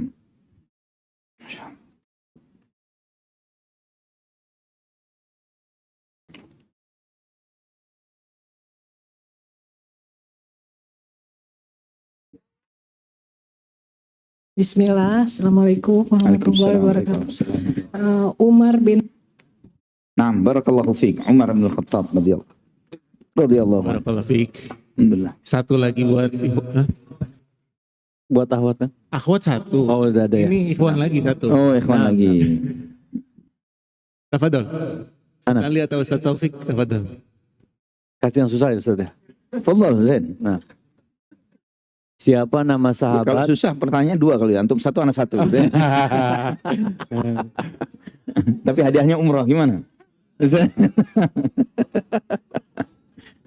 Siapa nama sahabat yang mengambil benang hitam dan benang putih ketika Allah turunkan ayat kulu washrabu hatta yatabayyana khaytul abyadu minal khaytil aswadi minal fajr. Waduh, ini agak Siapa berat nama ya. sahabat yang ambil benang Ya, tinggal hitam dan benang buka putih? tafsir Ibnu Katsir aja lah. ChatGPT ya? Ada yang- Jangan ChatGPT dong. Wa kulu washrabu hatta yatabayyana. Ada yang mau jawab? Kayaknya terlalu berat ini, Ustaz. Akhwat ada yang bisa? Oh, akhwat ya, fadal, Iya. akhwat. Masya Allah. Silakan. Ternyata kita underestimate. Iya, iya. Terbalik. Sebentar Ustadz. Fadal. 1-0 nih buat Hah? akhwat nih kalau benar. Underestimate. Bismillah, Nah, Abi bin Laki-laki. Hatim. Allah Masya barik Allah, fi barik. Adi bin Hatim At-Ta'i radhiyallahu anhu. Insya Allah barakallahu fiik. Ini tinggal ikhwan lagi nih, berarti satu nih. Oh, Iwannya itu dapat hadiah. tawadun ya. Tadi akhwat udah kan, ternyata akhwat yang ambil, Ustaz. Hadiah yang di akhwat tadi satu sudah habis, sekarang di akhwat, sekarang tinggal sisa satu di ikhwan. Yang gampang kalau gitu ya. Nah, boleh. Maksudnya khaytil abyadi minal khaytil aswadi minal fajr apa maksudnya? Hah? Kulu washrabu. Nah, Ada yang angkat tangan? ini di depan anak. Oh, depan. Fadal. Baik. Bismillah. Khaytul abyadu minal fajr. Iya. Ini maksudnya adalah benang putih ketika matahari itu akan terbenam. Terbenam apa? Terbit. Udah, terbit. Nah. Ya, akan terbit itu Nah, benang putih. Kalau benang hitam itu ketika tenggelam. Allah barik fiik. Nah. Allah barik Masya Allah. fiik. Sah. Benar. Benar. Jadi terbitnya fajar dan terbenamnya matahari. Barakallah. Barakallahu fiik. Ya. Terakhir, Ustaz. Pesan, ya mungkin sedikit pesan terakhir untuk Ramadan yang akan datang, semangat untuk jamaah. Siapa yang ngasih pesan nih? Ustaz Ali dulu, dari Ustaz Ali, gantian nanti Ustaz Taufik. saya. Langsung tutup aja Ustaz. Gitu ya. Jadi yang di bagian ngangkatin semua nih. Ana nanti yang angkat. Allahu Akbar. Ikhwah fillah rahimani wa rahimakumullah. Yang perlu kita tanamkan di dalam diri kita, di dalam menjalani ibadah Ramadan, bahwa ketemu Ramadan itu bukan pilihan antum, tapi ketetapan Allah Subhanahu wa taala. Banyak yang ingin ketemu Ramadan tapi sudah nggak ketemu. Antum bisa buka di phone book antum berapa nama yang sudah nggak bisa dihubungi. Rahimahullah, rahimahullah. Mereka Ramadan kemarin masih sama kita, tapi sekarang sudah tidak bersama kita. Banyak, sangat banyak. Berapa banyak, dan hari-hari ini pun kita tidak pernah tahu. Kita tidak pernah tahu. Yang cuman bisa kita minta kepada Allah, Allahumma balighna Ramadan. Amin. Kita minta, ya Allah sampaikan kita ketemu dengan bulan Ramadan. Kalau diberi kesempatan oleh Allah ketemu Ramadan, manfaatkan hari-harinya dengan sebaik-baiknya, momen-momennya dengan sebaik-baiknya. Ramadan pertama antum bisa totalkan, misalnya tarawihnya, puasanya, ibadahnya dengan baik. Syukuri hari itu. Dan bikin komitmen baru kepada Allah. Ya Allah, kalau anak ketemu hari besok kedua nih, anak akan berusaha lebih baik lagi dan menjaga apa yang telah aku lakukan kemarin. Diberi hari kedua oleh Allah. Jika ketemu hari ketiga, seperti itu juga. Karena bukan pilihan ana atau antum untuk ketemu Ramadan. Tapi Allah wa rabbuka yakhluqu ma yasha'u wa yakhtar ma kana lahumul khiyarah. Tuhanmu yang mencipta dan yang memilih. Manusia tidak bisa memilih. Ya, kita tidak bisa milih lahir kapan, mati kapan. Ketemu berapa kali Ramadan. Dan sejumlah Ramadan yang telah antum jalani, sejumlah usia yang kita telah jalani. Yang sudah 50 tahun, maka dia telah ketemu 50 kali Ramadan. Yang 60 tahun, yang 30 tahun. Dan pasti akan ketemu dengan Ramadan terakhir. Pasti, gak mungkin gak. Akan ketemu Ramadan, kitanya sudah gak ada. Cuman orang menyebutkan, tahun lalu masih ada si fulan. Tapi tahun ini sudah enggak. Pasti antum, ana, kita semua akan ketemu itu. Cuman masalahnya, kita nggak pernah tahu kapan Ramadan terakhir itu. Bisa jadi yang kemarin, Ramadan kemarin. Kita berharap ketemu Ramadan ini, tapi nggak dipertemukan. Nasallallahu assalamata wal afiyah. Amin. Bisa jadi Ramadan besok. Jangan pernah panjang angan-angan. Jangan pernah panjang angan-angan. Kalau Ramadan tahun ini kayaknya anak harus mengejar dunia, kayaknya anak harus memaksimalkan omset karena ada peluang-peluang besar. Insya Allah Ramadan tahun depan anak akan lebih khusyuk lagi misalnya. Jangan pernah angan panjang angan, itu namanya panjang angan-angan. Berhayalah akan ketemu Ramadan tahun depan, Ramadan 2 tahun lagi. Seakan-akan umur dan usia di tangan kita. Lah, di tangan Allah, di tangan Allah. Maka manfaatkan setiap momen hari-hari di Ramadan itu seakan-akan itu hari terakhir. Bisa antum bayangkan misalnya, kalau Malakul Maut membisikkan ke antum. Antum habis buka puasa Ramadan tanggal 1, ana cabut ya. Ana ambil. Buka puasa Ramadan tanggal 1, ente ana bawa. Kira-kira 1 hari Ramadan itu kita pakai hidup bagaimana? Bagaimana kita menjalani tanggal 1 Ramadan? Akan habis-habisan. Akan totalitas. Banyak minta maaf ke orang. Banyak berbuat kebajikan. Banyak menyelesaikan PR-PR yang belum terselesaikan. Jadikan seperti itu. Kalau ketemu Ramadan, bayangkan seakan-akan besok ditunggu Malakul Maut. Insya Allah, sebagaimana tadi Ustaz Taufik tanyakan, yang berbeda, Ramadan yang berbeda. Ramadan yang berbeda itu akan antum rasakan kalau antum merasakan bahwa itu adalah menjadi seakan-akan Ramadan terakhir kita. Dalam salat, di antara pesan Nabi SAW, sallu salatul muwaddi', salat seperti orang yang mau berpisah. Nah, kalau setiap ibadah itu kita maksimalkan seperti ini, mendiskon, jangan sampai panjang angan-angan. Bukan cuman lip service saja mengatakan Allahumma balighna Ramadan. Ya Allah sampaikan kami kepada bulan. Itu bukan cuma sekedar ucapan lisan. Tapi memang di hati kita. Siapa yang tahu bisa menyelesaikan hari ini sampai nanti malam? Siapa yang tahu akan ketemu hari esok? Gak ada yang tahu. Tidak ada yang tahu. Jadi ketika keyakinan itu yang membuat salafun saleh terdahulu begitu totalitas ketika diberi kesempatan untuk ketemu Ramadan. Dan itu yang harus ana tanamkan ke dalam diri ana, antum tanamkan ke dalam diri antum. Jangan mimpi akan ketemu Ramadan tahun depan. Jangan mimpi bahkan ketemu Id. Berapa banyak orang mempersiapkan baju Id. Ternyata yang dipakai adalah kain kafannya. Berapa banyak. Mempersiapkan Id. Tapi ternyata kain kafan yang dipakai. Sangat banyak. Tiap tahun beritanya selalu seperti itu. Nas'alullah as-salamata wal afiyah. Masya Allah. Ya, mudah-mudahan kita bisa lebih baik lagi di Ramadan. Ya Rabb. Ustaz Taufik, mungkin ada kata terakhir. Bukan Dan jantung yang untuk nutup. Dan jantung. Nah, alhamdulillah kita udah dengarkan nasihat dari Ustadz Ali. Masya Allah. Ya, waktu yang tinggal kurang lebih 8 hari, 9 hari ini kita maksimalkan persiapan kita. berusaha dari langkah-langkah yang kecil, tambah lagi sholat sunnahnya, rutinkan baca Qur'annya, hindari dosa besar, dosa kecil, mulai dari yang kecil. Bahkan kalau perlu kita baca 10 ayat seperti yang tadi dikatakan, agar kita lam yuktab minal ghafilin, biar kita nggak ditulis sebagai orang yang lalai. Jadi, dan ahabul amalillahi ta'ala adwamuha wa in qol. Mulai dari yang kecil dan sambil berdoa minta sama Allah, ya Allah, aku ingin lebih banyak. Dan semoga ketika bulan Ramadan tiba dan atas izin Allah, kita udah bisa lari itu di situ. Mulai penuh jadwal kita dengan kegiatan-kegiatan ibadah yang terbaik. Enggak batuk-batuk, enggak jatuh-jatuh dulu. Nanti tanggal 15 baru mulai kebiasaan yang baiknya baru mulai dibiasakan. Nauzubillah. Kita udah miss berapa hari di awal. Jadi jangan sampai hari-hari ini dari 1 Ramadan sampai 30 Ramadan kita sesali ada yang salahnya, ada yang kurangnya, ada yang masih kurang tepat.